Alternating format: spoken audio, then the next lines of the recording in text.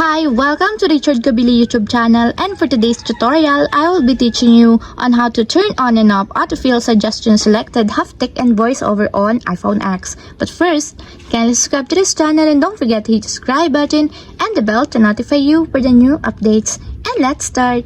Using your iPhone X, from your home screen first, go to Settings. Then in the Settings, scroll down and find the Accessibility, then tap. Then in the Accessibility, go to Vision section and then tap the voiceover. Then after that, in the voiceover, scroll down and then tap the audio.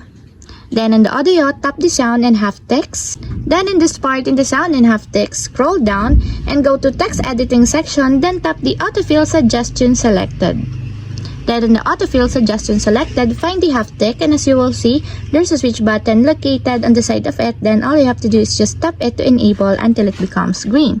And if you want to disable or turn off, just tap again the switch button just like this.